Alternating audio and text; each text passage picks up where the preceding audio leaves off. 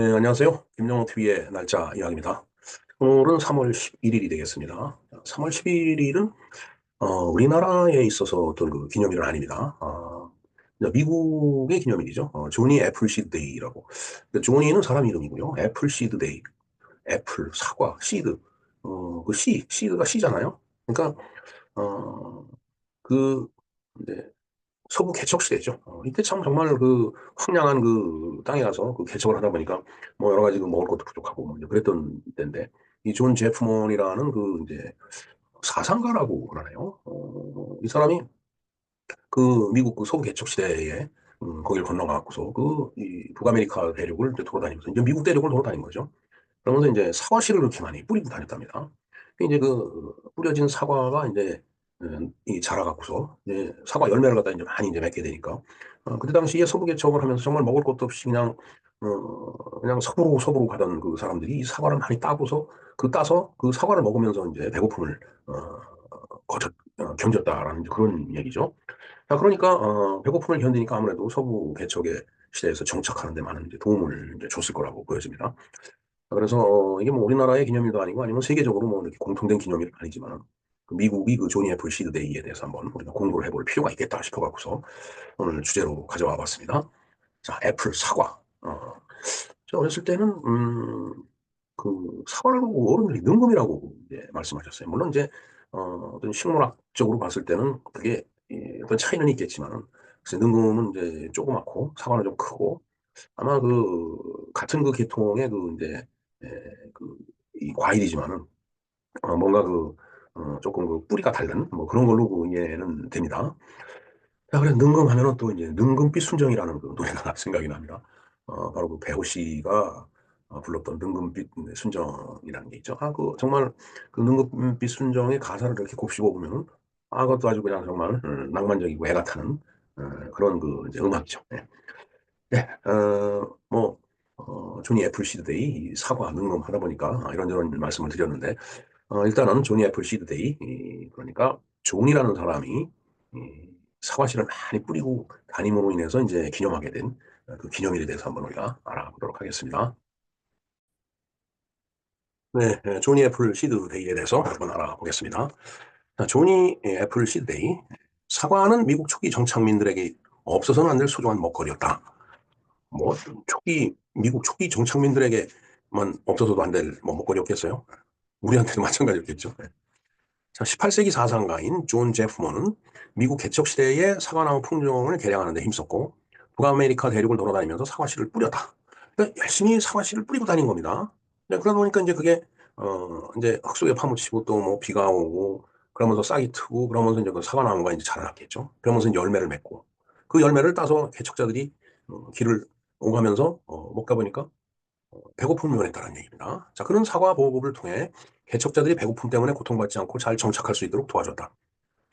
글쎄요. 참 저런 삶을 사는 사람들은 정말 무슨 생각을 했길래 저거 사과씨를 뿌렸겠죠. 예. 뿌렸을까요, 진짜? 예.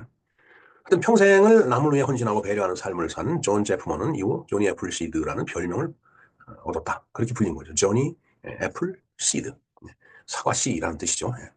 자, 기념일로 지정한 내용은 확인할 수가 없어요. 예. 아무리 찾아도 왜 오늘 3월 11일이 조니 애플시드인지 자료는 없더라고요. 제가 인터넷 서핑을 제대로 못해서 그런지 모르지만 자, 어찌됐든 오늘이 3월 11일이 바로 조니 애플시드이기 때문에 이게 아마도 사람들이 자연스럽게 그걸 추모하면서 기념일로 굳어지지 않았을까 이런 생각을 해봅니다. 자, 조니 애플시드이니까 애플시드 사과. 사과가 저기 모래사자의 과일 화자를 쓰네요. 사과. 사과 재배의 역사는 4천년 전으로 추정이 된다. 그러니까 지금이 2000년 정도라고 봤을 때 BC 2000년, 20세기, BC 20세기경에 그 사과가 있었던 걸로 확인이 된 거예요. 사과는 오랫동안 인간의 삶과 역사에 많은 영향을 줬다. 뭐 당연한 얘기죠. 뭐 저걸 맛있게 먹을 수 있었으니까. 사과의 원산지는 서아시아의 코카서스 지방이라고 알려져 있다라고 하네요. BC 20세기경, 그러니까 마이너스 2000년입니다. BC 20세기니까 스위스 토굴 주거지에서 탄화된 사과가 발굴된 것으로 보아 재배의 역사는 4천년 전부터 가능했었다라고 추정이 되는 거죠. 그 전부터 있었는지도 모르죠. 왜냐면 발견된 게 이제 4천년 전 거니까. 그 다음에 그리스 시대에는 재배종과 야생종으로 구분한 기록이 있고 재배종이라고 하는 것은 이제 인간이 이제 어, 사람 사는 그 주변에다가 이렇게 사과나무를 심어놓고서 그걸 관리를 하고 물도 주고 뭐 이제 이러면서 이제 키우는 게 재배종이고, 그러니까 굉장히 야성이 약해지죠. 뭐 요즘 같은 비닐하우스 씌우고 그러니까 더 약해집니다. 이제 그런가 하면 이제 야생종, 그냥 비바람을 맞으면서 그런 야생종. 야생종은 강하긴 하지만 이제 그 과일이 맛이 없죠. 예. 네, 그쪽으로 힘이 다 빠지다 보니까 맛 쪽으로는 힘이 들어갈 게 없는 거예요. 근데 재배종은 잘 관리를 해주니까 당도도 높고 맛있는 그런 사과가 나오는 거다라는 그런 얘기죠. 그건 뭐, 그 식물 재배에 관련된 그런 관련된 학문에서 보면 그건 기본으로 이제 아마 써 있을 겁니다. 제가 그 전공은 안 했지만은. 자, 접목 번식법이 소개되어 있을 정도로 재배 기술이 발달이 됐다.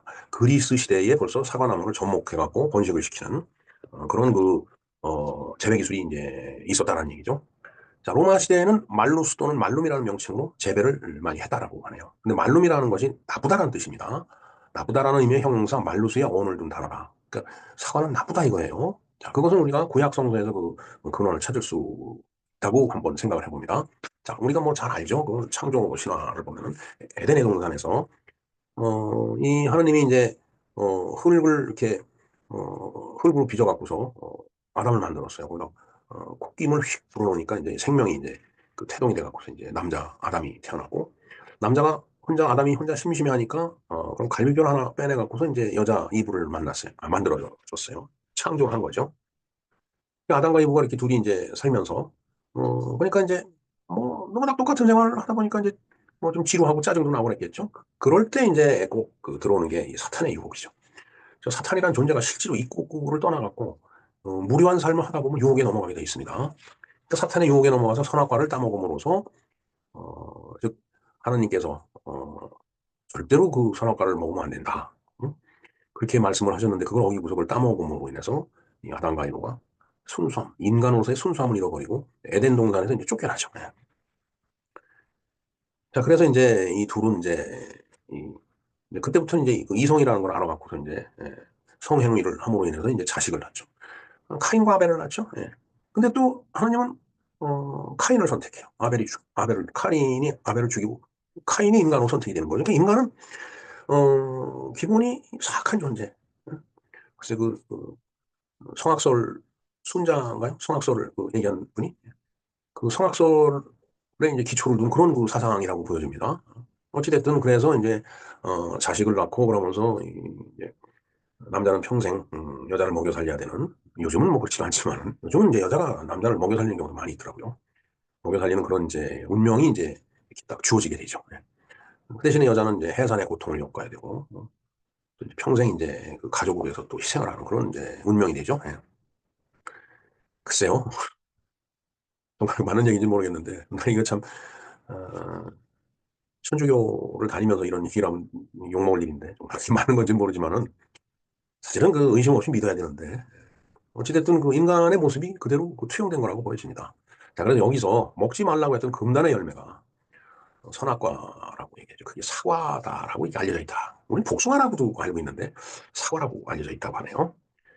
자, 그 사과는 17세기에 걸쳐서 유럽과 미국에 이제 전파가 됐다라고 하네요. 원산지가 서아시아라고 했으니까. 그 에덴의 동산이 어딜까요? 정말 중앙아시아 어디라고 그 얘기하는 그런 사람들도 있고 그런데 하여튼 참 알 수 없습니다. 네, 하여튼 이제 사과는 이제 그래서 유럽과 미국에 이렇게 이제 전파가 된 걸로 보고 이제 그러다 보니까 이제 미국 서부 개척 시대에 정말 배고픔을 극복하기 위해서 이렇게 아, 쟈니 이름이 뭐라고 그랬지? 존 체프만이 그렇게 이제 많이 그 씨를 뿌려갖고서 그 서부 개척자들한테 많은 도움을 줬다라는 그런 얘기가 되겠습니다. 예, 뭐 그래서 사과에 대해서 지금 알아보고 있는데 사과 품종은 한 2,500여 종이 된다라고 하네요. 아, 참 굉장히 많네요. 뭐 아는 게 부사, 후지라고 얘기하는 부사, 홍옥, 어렸을 때 듣던 요새는 후지 사과를 많이 먹나요? 그 빨간색부터 초록, 황색까지 이게 상상해 보면은 다 이제 짐작이 되죠. 예. 초록 색깔도 있고 황색도 있고 빨간 것도 있고 그다음에 이제 크기로 봐서 대추만한 것도 있고 핸드볼 공만한 것도 있고 색상과 크기가 매우 다양하다라고 합니다. 글쎄요, 뭐 우리가 보는 건 뭐 종류가 우리나라에서 볼 수 있는 건 한정이 돼 있겠죠. 근데 사과도 먹어서 이게 달짝지근하고 맛있어야 되는데 그렇지 않으면은 뭐 꼭 그냥 푸석푸석한 그런 사과를 먹으면 안 먹으니만 못한 그런 그 느낌이 있죠. 예. 자, 현재 세계 63개국 492만 헥타르에서 재배가 되고 있다고 하네요, 사과가. 그래서 연간 생산량은 7천만 톤 정도로 이제 추산이 되고 있다고 합니다. 자, 저 7천만 톤은 이제 생산하는 나라의 사람들도 먹고 또 수출하면 수입을 해서 또 먹고 뭐 그렇게 이제 사과는 그렇게 이제 우리 식용으로 이제 활용이 됩니다. 우리나라에 대한 그 이제 내용을 볼까요? 우리나라는 고려 의종 때 능금이라는 게 최초 기록으로 이제 등장을 한다고 합니다. 제가 아까 모두의 능금빛 순정이라는 말씀을 드렸는데 이 배호가 부른 이 능금빛 순정 노래가 있습니다. 사랑을 따려거든 손짓을 해요. 뭐 이제 이런 그 가사죠. 제가 링크를 걸어 드릴 테니까 한번 감상을 해주시기 바랍니다. 우리나라 사과 재배는 신라 시대 때까지 거슬러 올라갔다. 능금에 대한 최초 기록은 11세기 말 고려 의종 때 계림 유사에 나오는데 앞에서 말씀드렸듯이 18세기 초까지는 이 능금에 대한 재배가 성행한 것으로 추정이 되는데 현재의 사과는 좀 많이 상이하다. 뭐 같은 그 계통에 있는 과일이겠지만은 좀 어려서만 하더라도 할아버지께서 사과를 꼭 능금이라고 그러셨거든요. 그리고 대구가 사과가 유명했는데 지금은 이제 그렇지 않겠지만 대구 능금 그때 이제 그러셨던 걸로 좀 기억이 됩니다. 어찌됐든 같은 계통의 그 이제 과일이라고 봤을 때 능금과 사과 같은 계통이니까 같이 봐도 되겠죠. 예. 자, 5번 보겠습니다. 17세기 중반 중국을 통해 들어온 품종이 바로 사과다. 우리나라에는 그 이전에는 능금이 이제 있었고 17세기 중반에 중국을 통해서 이 사과가 들어왔다라고 합니다. 그래서 기록을 보면은 남강 만록에는 조선 인조의 셋째 아들인 안평대군이 사과를 중국에서 가져왔다라는 기록이 나옵니다. 사과는 모양은 능금과 흡사하나 능금하고 똑같죠? 뭐 흡사한 게 아니라 같지 않나요? 크기가 다를 뿐이지. 크기가 능금 수배가 되며 맛은 단맛이 담담하고 신맛이 없다라고 서술이 돼 있다. 그래서 사과 맛이 신맛은 없다. 단맛이 담담하다. 달짝지근하다라는 얘기겠죠. 어찌됐든 능금은 맛이 그렇지 않았던 모양이죠. 이렇듯 옛 문헌에는 능금과 사과가 이렇게 구분이 되는 과일로 되어 있습니다. 뭐 요즘은 능금이라는 표현을 거의 쓰지 않습니다. 자, 상업적 사과 재배는 1901년 윤병수가 미국 선교사를 통해서 묘목을 얻어 원산 부근의 국광, 홍옥 등의 사과 품종으로 과수원으로 조성한 것이 사과 농사의 시작이라고 할 수 있다.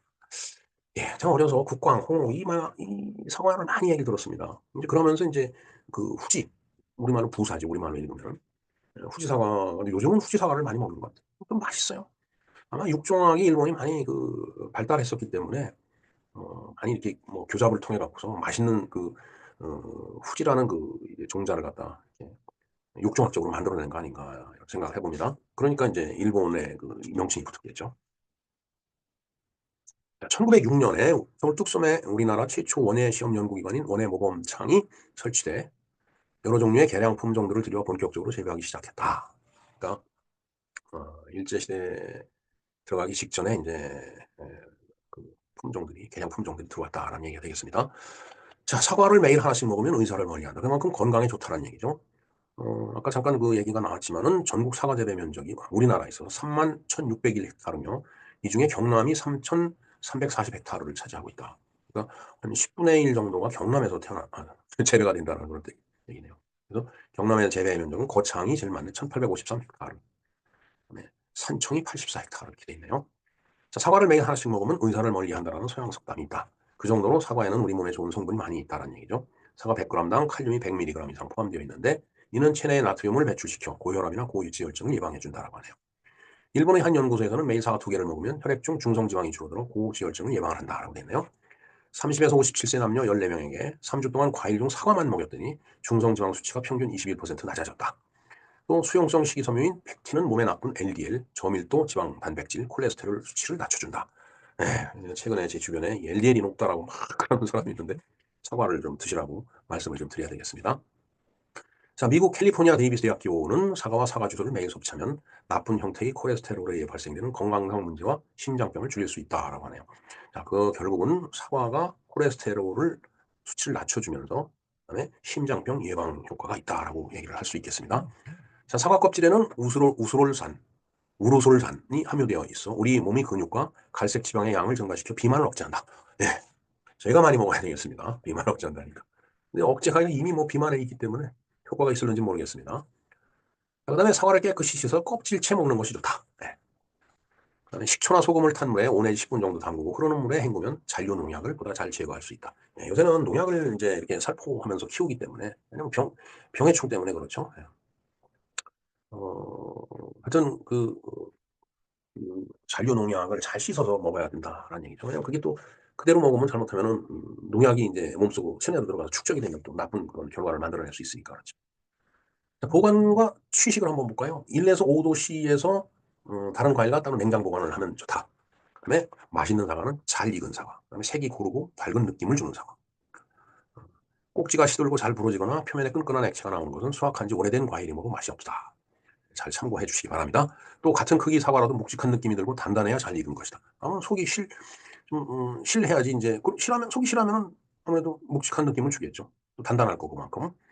그다음 사과는 과일의 숙성을 촉진하는 에틸렌 가스를 생성하기 때문에 다른 과일과 같이 보관하면 쉽게 물러진다. 그러니까 별도로 보관해야 됩니다. 그다음 사과를 얼리면 사과의 세포가 파괴돼 녹았을 때 흐물흐물해짐으로 주의를 해야 된다. 그러니까 냉동실에 보관해서는 안 된다는 얘기다. 그다음에 국내 육성 품종인 가몽과 아리수는 다른 품종에 비해 단맛과 신맛이 높아 생과로 먹기 좋은 품종이다. 아, 가몽과 아리수라는 게 있다라고 하네요. 처음 듣는 얘기입니다. 참 사과를 먹긴 해도 이게 무슨 품종인지 생각하고 먹지 않으니까. 그다음에 육류나 생선 요리와 같이 먹기에는 산미가 높은 핑크레디와 재즈가 느끼는 맛을 중화시켜주기 때문에 잘 어울린다. 참 또 그런 또 종류의 사과가 있네요. 알칸사스 블랙은 단단한 정도가 높고 저장성이 좋아 집빵용으로 적합하다. 네, 빵을 만들 때 쓰면 좋다고 합니다. 이처럼 최근에는 다양한 사과 품종이 나오기 때문에 용도와 품종 특징에 따라 사과를 즐길 수 있다. 뭐 요즘은 뭐 보관도 쉽고 그러니까 뭐 제철에 관계없이 사과를 즐길 수 있죠. 예. 예, 그런가 하면은 사과데이가 있습니다. 10월 24일 날. 이게 참 애플데이인지 아니면 아폴로자이 쏘리 하는 그 사과. 이, 이게 먹는 애플데이라고 뭐 애플데이가 맞을 겁니다. 지금 정확하게 저도 기억이 안 되는데 하도 오래돼 갖고. 예. 예. 이 사과데이에 대해서도 제가 방송을 해드렸는데 이거 이제 링크를 걸어드리겠습니다. 한번 쏘리인지 애플인지 한번 확인을 해주시기 바랍니다. 그리고 오늘 또 흑의 날이에요. 11일이기 때문에 10자에다가 일자를 가로로 눕히면 흑토가 되죠. 흑토자가. 그래서 토양의 날이라고, 흙의 날이라고 이렇게 이야기를 합니다. 이것도 제가 링크를 걸어드리겠습니다. 11이 이게 흑토다라는 얘기죠. 네. 네. 사과를 갖다 잔뜩 쏟아놓는 이모티콘이네요. 사과인지 하트인지 모르겠습니다. 자, 이상 김영로 TV에서 알아보는 오늘의 날짜 이야기였습니다. 감사합니다.